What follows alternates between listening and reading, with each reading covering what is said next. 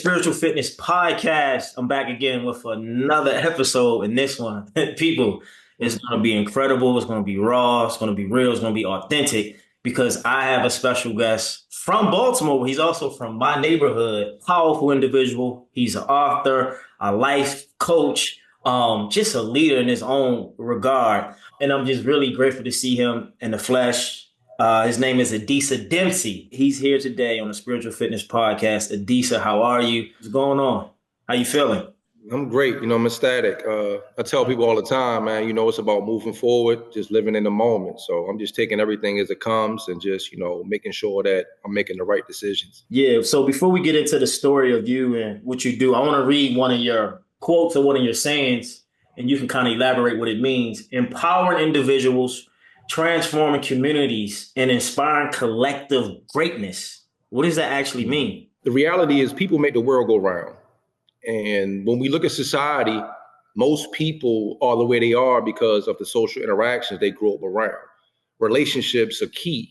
And when you have powerful individuals around you, somebody that has an empowered mind, they have the ability to empower other people by their presence alone because they live this standard, right? We deal with a lot of people in society that are lip professors. They can say whatever, right? But if their actions don't coexist, it creates that false narrative. It makes people look at them as hypocrites and things like that. But also, it conditions people's behavior to be the same way sometimes, right? So when you are that powerful person, right, you can create greatness in other people just by being in their presence because you set the standard. Yeah, and it's crazy because I remember growing up, to people watching, to listen, we're from the west side of Baltimore, White Lock, Murder Mall. We're going to get into the details of that. When I saw you growing up, well, I mean, I was young, right? I probably was like 15, 14, 16. You had this own authority about you that you ain't say much, but your energy did. And back then, I mean, that was years ago. So we want to get a little bit into the story of you. Let's tell people about your journey, like how you grew up, what your beliefs were, and what was your turning points in your life to be as great that you are today. How did it all manifest for you? Well, growing up, I grew up in White Lock. Being, mixed, light skin, hair and everything and all that, it was a journey. Like, I was the guy that, girls looked at and liked, and I was quiet to myself. And a lot of guys, hating or jealousy or something like that would try to pick on. And I remember growing up, getting, chased home by a group of dudes wanting to fight and all that. And I got to the point where I was just tired of it. Okay. So what I did was, I just caught all of them one-on-one and just crushed them. And left it like that. And I grew to be that person where as though that he got heart.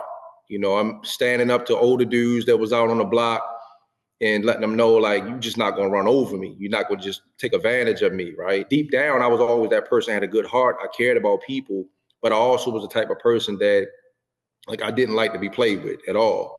Right. And growing up in that type of environment, people were getting killed every day, especially on my block. I was on Callow, Yeah.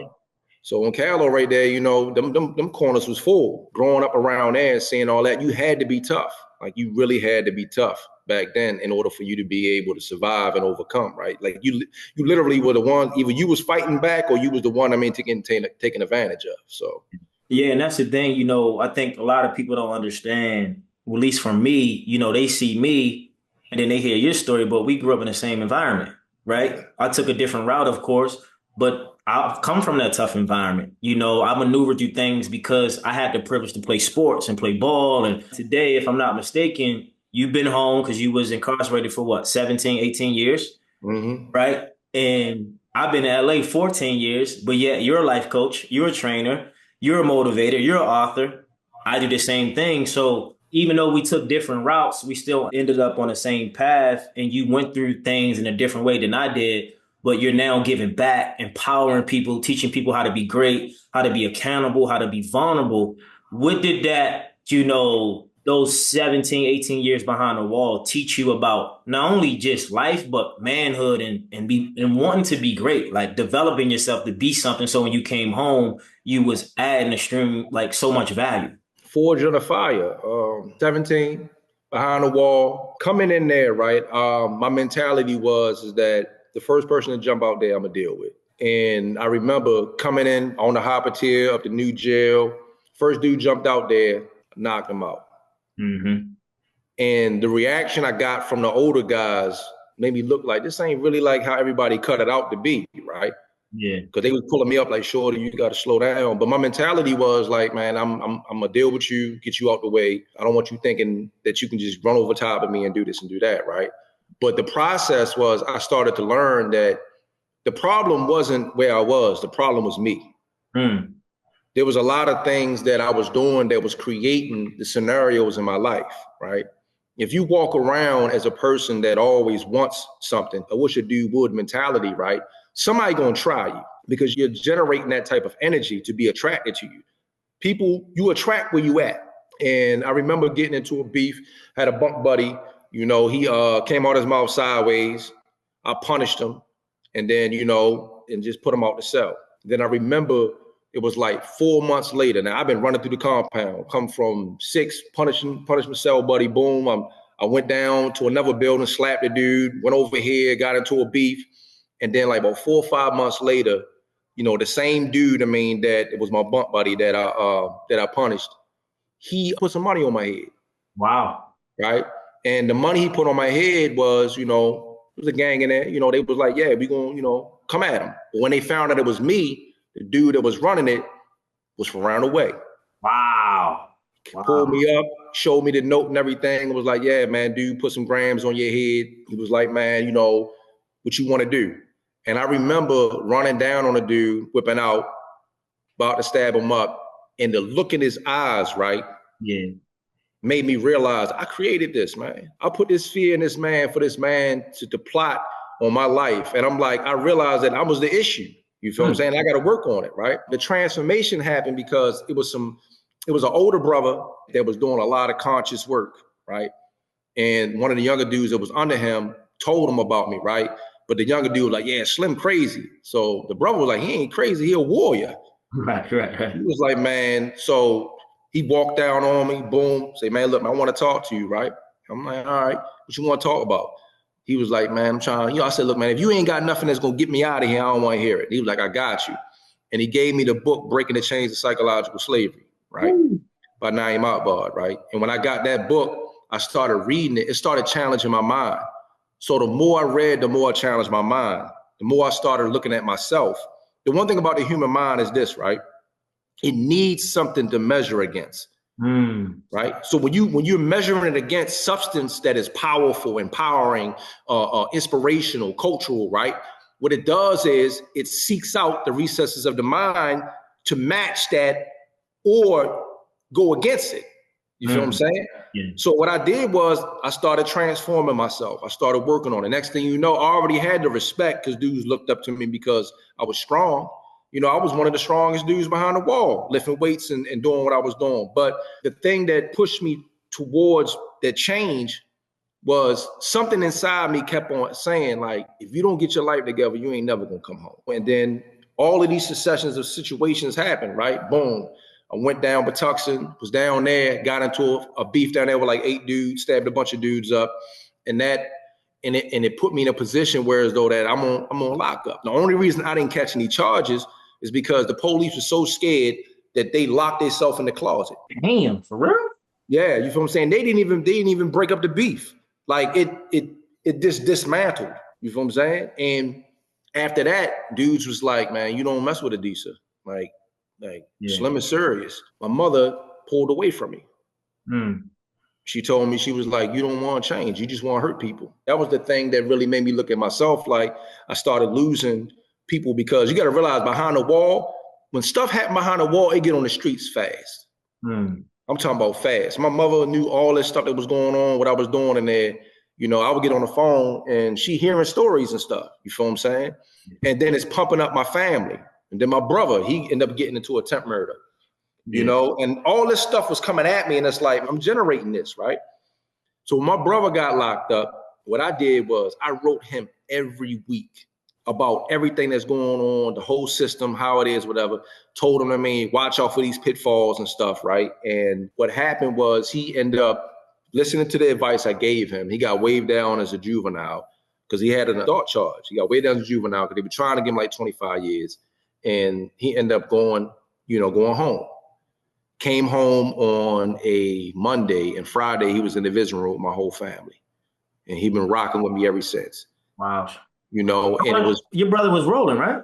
yeah. You Yeah. know, he been rocking with me ever since. And the thing is about that is I gave him something, I mean, that a lot of people didn't give him. I gave him the truth. Mm. I gave him the truth of what he was dealing with, right? And he made the right decisions, right? My brother, man, I love him to death, man. I respect him. I mean, the man he is, the father he is, man, he a great father, you know. But the thing is that, and this is crazy, right? Because the letters I was sending to him, he was reading it to guys, right, that was around him. Mm-hmm. And I was in another jail, and a little young brother was like, you rolling, brother. I'm like, yeah. He's like, man, you were all our big brother, man. He was reading them letters to us, man. And like, it just, but these things were indicators, I mean, that I gotta live like this. I gotta do right, man. Right, yeah. You know, as long as I'm doing right, it's gonna come back. If I do wrong, I might get some instant gratification right now, but later on, it's gonna come back and bust me in the head, right? Yeah.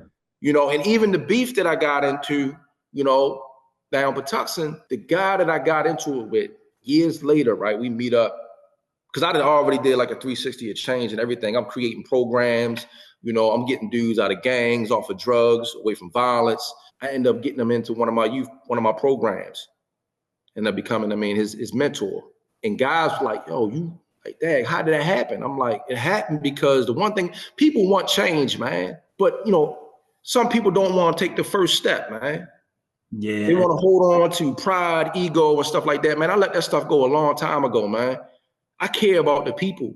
Yeah. And because I care about the people, I do what's in the best interest of people, right? And that put me on the path to constantly keep evolving into the person I am, right? That alone, I mean, with the culture that I was practicing, I mean, studying African culture and history, studying, you know, people like Frederick Douglass, Nat Turner, Amilcar Cabral, Patrice Lumumba, Nelson Mandela, you know, studying prominent Black strong men, right?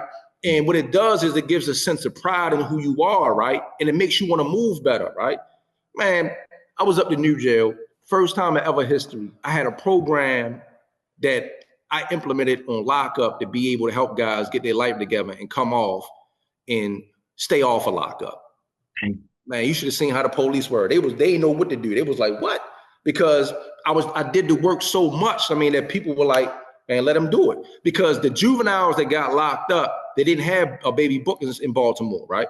Yeah. So they were coming up to the adult prison, right? But they were too young to be in population, and they kept them on segregation because it was against the law to have them in population if something happened to them, right? Man, they was wilding the police out. I came over there. I talked to them for 5 minutes, right? It was no more. Yeah, no tolerance, yeah. 5 minutes of talking to them. The warden was like, what did you say to him? I said, man, I know their situation. I've been there. They kept on asking, when he gonna come back over?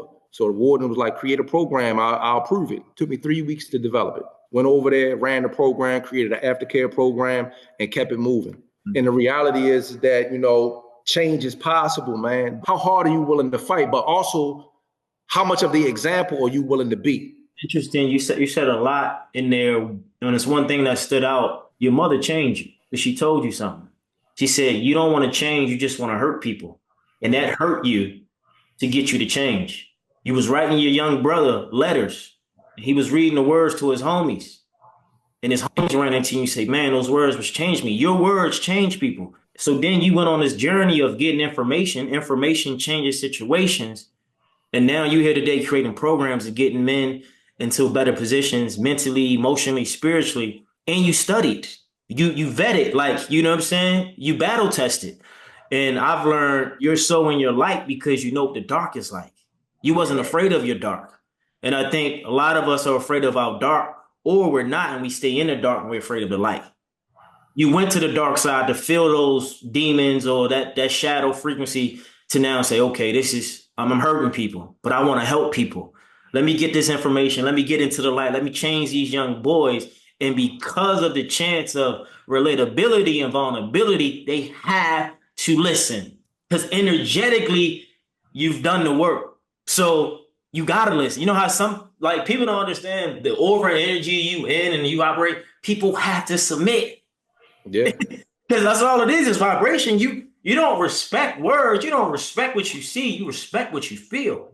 Like, yeah, young boy, I know you probably want to bust him over the head. Yep, you probably want to stab him up. You probably here for a attempt. You probably really kill someone. Yeah, I know. But guess what? Ain't none of that going to work. because I've been here. So I'm just proud to know you to who you are today, and for you to bring this authenticity and this love because boys need men and men need men, right? Yeah, And I feel like there's not enough real men in today's world because of social media, because of the lack of men leadership and wisdom around, because guys like you behind the wall probably never come home, some in the graveyard, at least where we come from. right.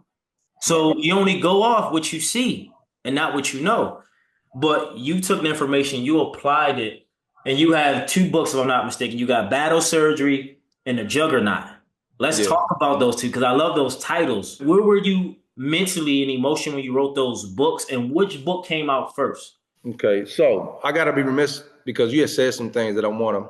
Yeah, go ahead. It's not entirely me. And the reason why I say it's not entirely me, because I got locked up as a boy. It took men to see the fire and tame the fire to help with the molding of the fire to Yeah. be able to create, who I am today, right? When you got locked up, you were how old? You was I was 17. 17. I was 17. 17. Yeah. So I want to, make recognition. If it wasn't for, Bob at Emotep, Fatu, right? The guy that I told you to walk up on me, that gave me the book, right? If it wasn't for him, being consistently in my life and pushing me towards, and also being an example, because at the end of the day, the example I set, right, and the way that I live creates the belief, Yeah. not what I say, Yeah. right? He did that for me. And even now, he's my son's Bapa. Yeah. Bapa means grandfather, right? He gave me my name Adisa, and then he named my son, Right.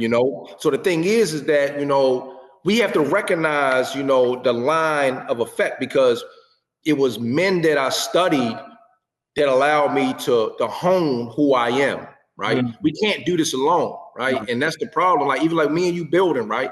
Steel sharp and steel. First book I wrote was for my niece. Every Okay. little girl should be treated like a princess, right?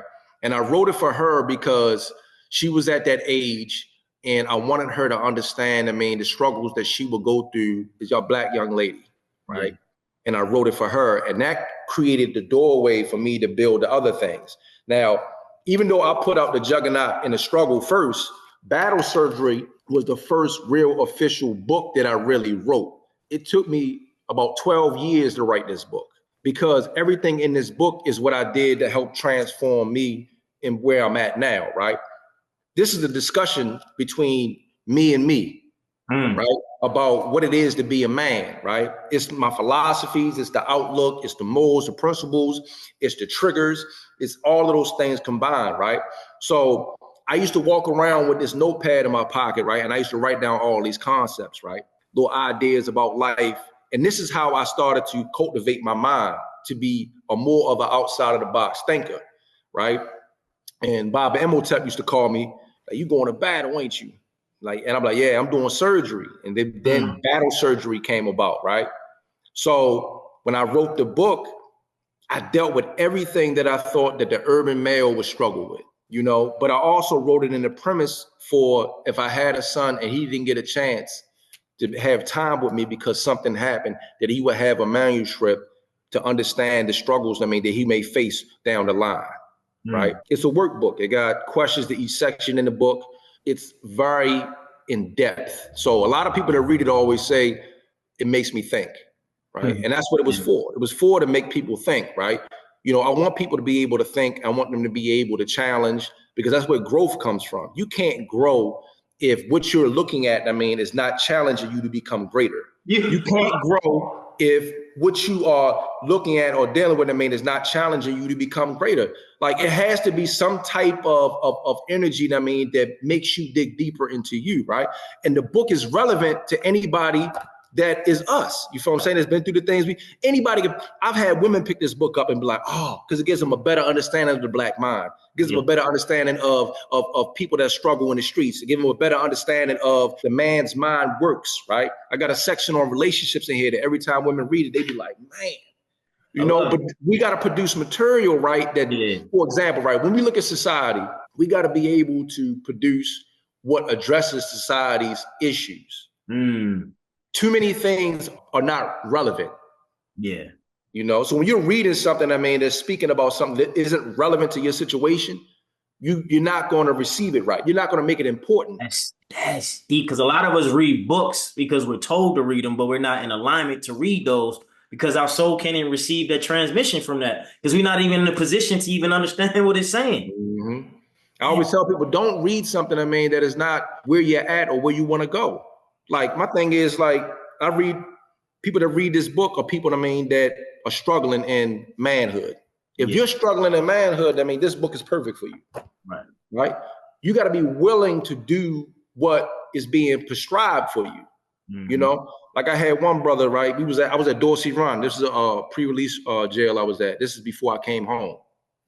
So I had like a rough copy of this that I was, you know, and I let a young brother read it, and it got questioned in each section, right? He read the book, right? After he read the book, he literally laid in the bed with a sheet over his head for like 3 hours. When I checked on him, he was like, yo, you just messed my head up. I'm like, why? He's like, I got to evaluate everything I've been doing with my life. And I said, so what are you going to do? He was like, I got some work to do. And I'm like, all right, let's do this work then. Let's get it. Get it in, you know?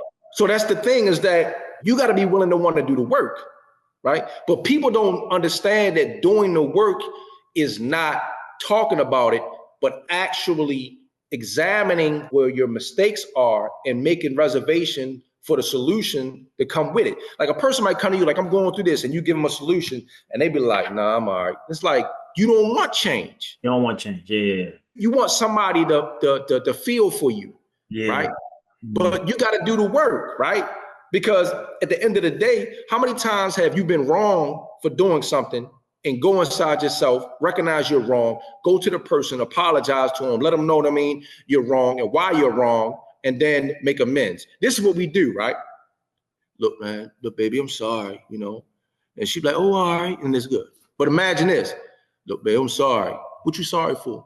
Yeah. Now you like, what you mean? No. If you're sorry, that means you thought about it and you really looked at what you were wrong at and you made reservations to make those changes. So what were you sorry about?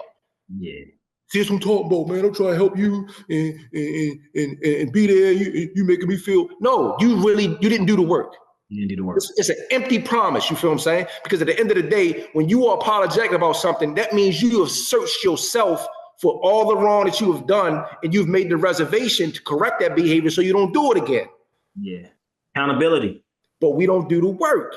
You know, the work is hard. It's gritty. It's dirty. You know, it's being able to look in the mirror. Like, you'll go out in the streets and fight anybody hand combat, right? But you won't go in the mirror and deal with yourself. It's true. And I tell people the hardest work you'll ever do in life is on yourself, not a job, right? You know, in the book, As a Man Thinketh, they said man is willing to change his life, but he's not willing to change himself. You know, he want circumstances to change, but he don't want to change. Yeah. And the thing is, people have the wrong relationship with change. Change is growth. Change is healing. Change is evolution. Change is battle surgery. Yes.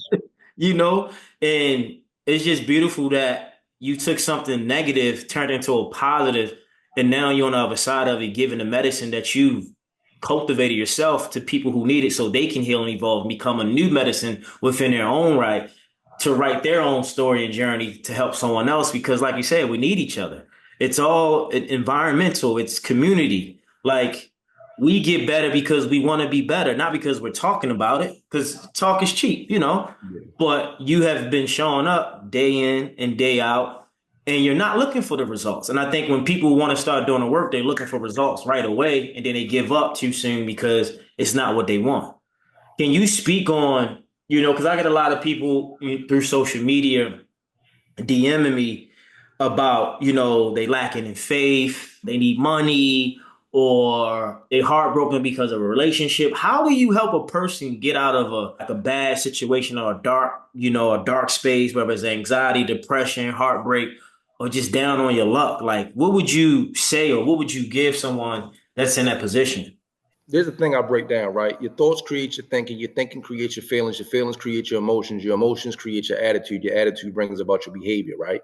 Everything goes back to thought, right? Mm-hmm. If your thinking is, you know, this is worrying me, this is stressful, this is that, then you're going to develop that type of feeling, and that feeling is going to create that attitude and create that behavior, right? Mm-hmm. So it's a reason why everything I did behind the wall that kept me strong, I still do today. I work out every day. I eat right. I read every day. I write every day, right? And the reason why is because I have to make sure that my mind is fortified, right? It's fortified, right? Because there's always things that's going to try to attack you, right? That's a part of life. It's always going to be rainy days, right? But when you see the silver lining, because you're optimistic, right? Instead of pessimistic, right? That means to go back to your mentality. A lot of our mentality, like, so I have this acronym I break down. It's called FORE, right? FORE, right? So when you look at FORE, right? So you have fortitude, right? Fortitude is needed, because it reinforces, who you are and how you view things, right? Right? It means you are this solid force that is focused and nothing can push you aside, right? But there's things that support your fortitude, right? And then you go to optimistic, right? When you are an optimistic person, right? The way that you look at life is I'm always looking for the silver lining. I'm looking for the lesson behind the situation so I can continue to keep on moving forward, right? Then you have R, resilient, right? No matter what is coming across me in my life, right? I'm going to find a way, not give up, not complain, not make excuses, right? I'm going to find a way because I'm resilient, right? Then you have E. This is important, right? Because a lot of people lack this, enthusiastic. You have to be enthusiastic about doing the work. When you're excited about something, you give 110%. When you're not, right, you do the bare minimum, right? So when you look at FORE, the word FORE means forefront, the forefront, right? Your mentality, right, has to be fortified. Yeah. Right? You can't be pessimistic and think that you're going to be successful. You can't be a type of person, that has this negative thinking or you don't have no energy because you're not enthusiastic. Yeah. So all of these play a part in the development of how you move in life, right? When I'm faced with hard situations, for example, COVID-19 happened, right? Yeah. So I was working, right? Working at a shop because I'm a master mechanic too. So I was working at a shop, right? Boom, working at a shop. COVID happened or whatever. Boom, they had to let me go. I said, okay, all right, because I was the last person that was hired, right? I took 3 hours to focus and meditate on what I was going to do, right? Got up, boom, made some phone calls, found a job, getting paid under the table, making more money than I made working at that shop, working on cars, right? I was with that guy for 3 weeks, pulled me up after 3 weeks and said, bro, I'm trying to make you a 50-50 partner. Dang. He was like, I've never met anybody who is so good with customers and so good at what he does, right? Yeah. I was never been the type where though, like even when I first came home, I was working as a chef. When I went for the interview, right, I came in and I said, I want to be a chef. They said, why do you want to be a chef, right? You know what I told them? Because I already got your recipe book to memory. Wow. They was like, what? Prove it. I went in there, broke it down. They was like, how do you do that? I said, man, I'm going to work 10 times harder than everybody. So that makes me 10 times stronger than everybody, right? That's how focused I am. People don't want to put that type of work in. So you're not going to get those results. Yeah. You feel what I'm saying? We do the bare minimum. Talk about that. Where does that focus come from? Because that's rare. Like people don't have that mentality. Like, was that like embedded in your DNA? Is it something about being around your mentor when you was behind a wall? Like, where did you get that work ethic from? It's incredible. So one thing about it is this, right? You got to challenge yourself. Yeah. Like my mentality is this, right? Is that if I stop doing what I'm doing, that the earth will stop spinning. You got to love yourself, right? I didn't start loving myself till I was 25, right? And when I started to love myself, I started to work on the things that didn't love me. Damn, speak on that. Elaborate. A poor work ethic doesn't help you. If it doesn't help you, it doesn't care about you, right? To be, me, I'm like this. If you got room to complain about something, you got room to do something about it, right? So a lot of times when we complain about stuff, it's because we want to have a pity party, right? But look how much time you're wasting by complaining instead of you using that time to figure out a solution to the problem, right? I used to do stuff like this, right? Build stuff. When I first came home, right, I would sit there, right? Open up the box, take out the directions, read the directions, understand the directions, and then put it together. And we were like, why you do that? I said, because directions are key. Directions create structure. Directions give you, where you don't have to do it 2 or 3 times, right? Children today, right? You set a piece of paper in front of them, right? Do this assignment. I don't know what I'm doing. Look at the top of the paper. Right. They look at the top of the paper. I said, now read that. Oh, we're not used to following directions. There it is. You feel what I'm saying? I'm just following the directions that's going to get me to success. And that's me showing up in a great, I knew what my situation was. I'm young, I'm black, I got a record. Yeah. I got tattoos all over me, and I got a mean looking demeanor on my face, right? Everything's pegged against me. Yeah. So I gotta be 10 times harder, 10 times stronger, 10 times serious than everybody, 10 times disciplined than everybody. Because I'm gonna be the last person they're gonna think about getting rid of. Wow. Even at my job, like me doing extra that puts me in a better position, right, in the future is not me Toming, it's me setting up my future. But people look at it like that, like, man, you doing too much. I said, and you wonder why I make more money than you. Yeah, you part of the 1%. The 1%ers, they do the extra work when it doesn't make sense. They put in extra time when it doesn't feel good. And when they get on these shows or get these awards and they got this beautiful view, you don't understand that climb. And that's what I realized. Like people say, you too intense, you work too much. It's like, says who? Because the people that's the best in the world are still putting in work to this day. Tony Robbins, he's 64, 65. He's still working like he's 25. Yeah. Been in the game 35 years. It's because they don't want it. Like my thing is this, right? They don't want it or they're not ready. They're not ready. You feel what I'm saying? Because, for example, right? They look at me, my job. I make good money where I'm at, right? But I'm doing more. Become a certified life coach. You know, my goal, like, so I had a 5-year goal when I first came home. I accomplished that in 4 years. Right? I got a 10-year goal, right? That's going to be accomplished next year, right? That's 7 years I got it done. Dang. 3 years short, I mean, the 10 years expectations that I gave myself, right? At the end of the day, I got to do the work, right? You know, I got a plan. You feel what I'm saying? I got multiple exit strategies I've already implemented to get me to the next level, right? And when I tell people this, the first thing they say is, man, it sounds good. I said, no, it looked good because I'm doing it. You got to do it. You feel what I'm saying? But we sit around because we've been conditioned, right, to wait for other people to do the work for us. You know, like my son, right? So I talk about mental empowerment, right? I got a class here I was telling you about, right? So my son, right? 2 years, no, he was like 13, 14 months, right? We at my mother's house. She got these long steps. So he going up the steps, he crying or whatever. I said, you got it. Keep going. You got it. He going up. I said, you got it. You got it. Come on. I'm encouraging him, right? He make it all to the top. I said, look down. You see that? You did that. He smiled. I just empowered him. Right. Yeah. Now he knows what he can do, right? My son right now, it ain't nothing he think he can't do, right? Because I didn't handicap him. Many of us were handicapped.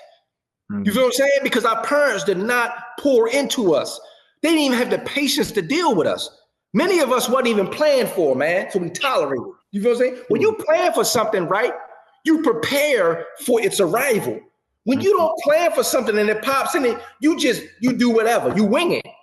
So many of us are tolerated. Tolerated because we didn't. You know what I mean? Like, this is my son. My wife is no when it comes to my son. Yeah. Change his diaper. All right. Right. Do this. All right. Got to get done. You feel what I'm saying? Now, if I've been changing the diaper, for the last couple of months and you ain't help, I'm going to still change his diaper. But after I'm done, I'm like, you know what? It's time for you to step in a little bit. Yeah. But I'm not going to say no because the work need to be done. You got to be the example. You feel what I'm saying?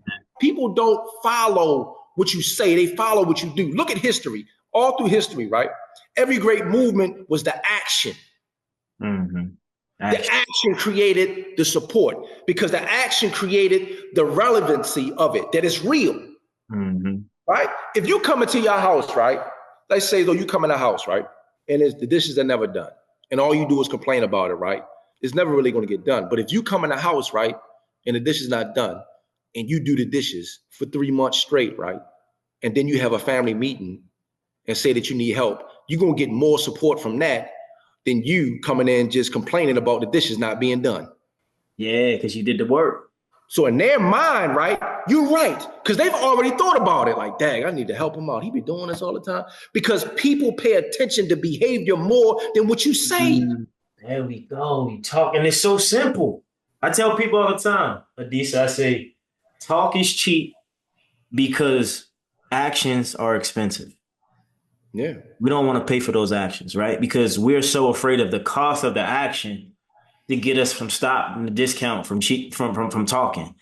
And a lot of times, like for me coming out here, being in LA, I didn't have no mentor, no blueprint. I had to become it. So now I know years later, oh, I know what to do. I didn't say I know what to say. I know what to do. I know, oh, cool. We caught up, what, 2 weeks ago, 3 weeks ago, whatever? Let's get on a podcast. Yeah. Action. I don't want to waste time. For what? What are we wasting time for? We got time.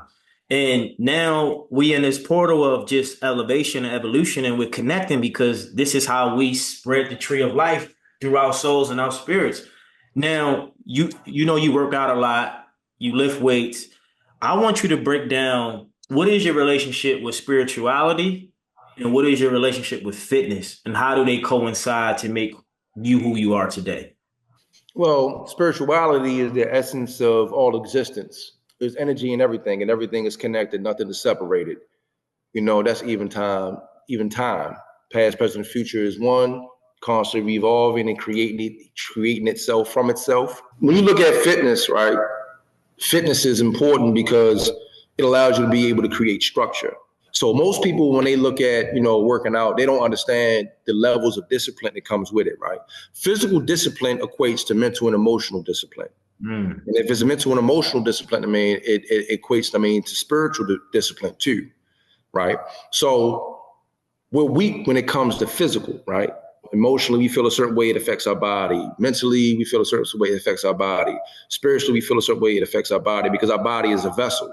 Yeah. When you take care of the vessel, that means if you take care of the house, the occupants in the house, can live healthy. Your mind, your emotions, your spirit, are occupants in the house. That's your body. Yeah. Right? When you take care of it, you eat right, you exercise, you meditate, you stretch, you do all of that. It affects the way that you think, you feel, and what you become, right? My journey is that, people look at me and they see I'm physically strong. And in their mind, it's like, yo, this dude is powerhouse, right? I've done some stuff, that people be like, oh, you had to be there to believe it. People ask me, like, why are you so strong? I said, because my spirit is strong. My spirit is strong. You feel what I'm saying?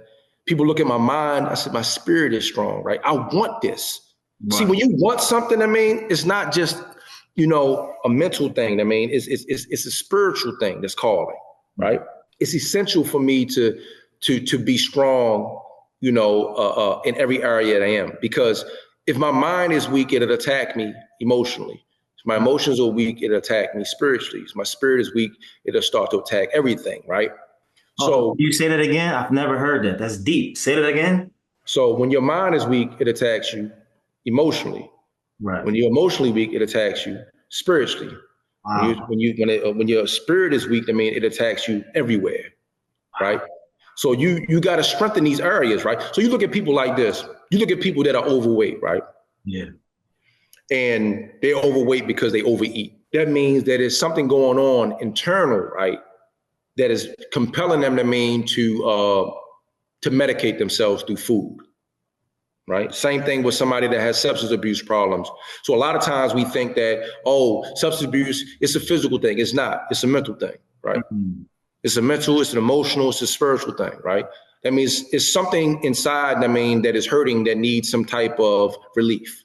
So when you have people, that exercise and get healthy, right? Man, they feel good about themselves. Their confidence go through the roof. Yeah. You feel what I'm saying? They got a glow to them, right? But the thing is that you can't just work on one area, right?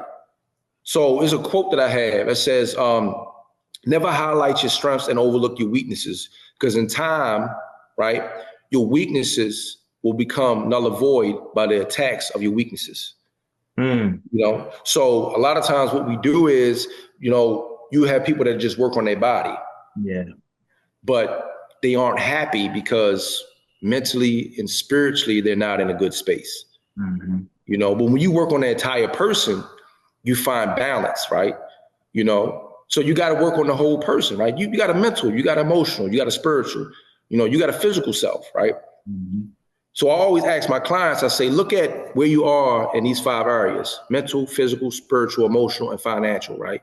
When you look at all of those areas, right, and you can recognize exactly where you are, then you can start doing the work to balance your life, and you can work on each one of these areas every day. You can spend an hour on each one of those areas every day, and it's simple, right? Go to the gym for an hour, work out. You just knocked out your physical, right? But also, it helps you in emotional and it helps you mentally and spiritually. Each area supports each area. Each area can attack each area too. So you look at the mental, you read something, something educational, something inspirational, right? That does something for your mind, but it also does something to your spirit. It does something to you emotionally. It relieves certain stress in your body, so it affects your body, right? You look at spiritual, right? Do a service, a good deed towards someone. Makes your spirit feel good, right? But it also makes you feel good mentally, emotionally, as well as, you get the endorphin feel, that help you out physically, right? You got to work on every area. Every area counts, not just one. I realize that in relationships, people in a relationship will focus on love, but they don't focus on communication, or they focus on intimacy, but they don't focus on understanding, right? Like there's so many pillars within the vessel of a relationship, and then they forget that life is not all money, right? Life is not all what it looked like. It's like, what does it feel like? What are you thinking? What are you doing? Where is your behaviors coming from? And who is enforcing? And what are your primary foods? Who are you listening to? What books are you reading? What conversations are you having? What are your thoughts when no one's around? And I think, like you said, spiritual fitness and spirituality is all of life. It's all one. And fitness, my ideal is bringing it all together to create the highest capacity that you can be in this lifetime. And I think what you have done is created such a vessel that can serve all people, no matter what age, no matter what size, class, demographic. And I think you're so relatable because you know what it is to be human. And sometimes, on this side of life, for me, being in the light, being in Hollywood, being around successful, wealthy people, some of those folks never been on the dark side. They never been on the low end. So not that they have to go to, but they don't understand it enough to relate to be human.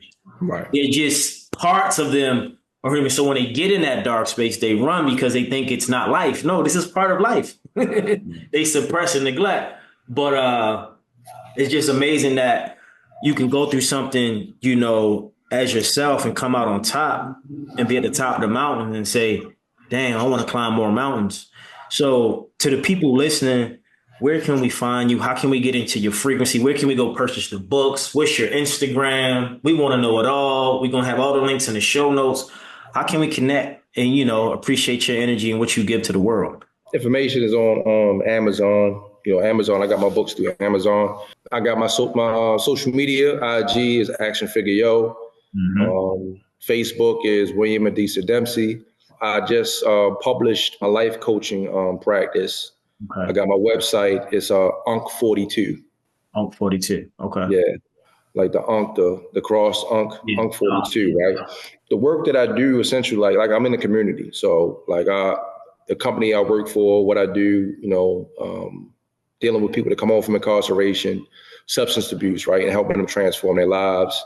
I have a youth group I've been running for 5 years now that I get with them twice a week, and build with them on character development and manhood development. A lot of the work I do is close to the vest, but I want to step out there and really start branching out. So the launch of my life coaching practice is going to be in 2025 officially, right? But right now I'm just doing like Zoom and online classes and stuff for people. I just want to be able to get this information out there. If you look at my social media outlets, everything on there is nothing but positivity, nothing about elevating, pushing people forward, right? That's what it's about.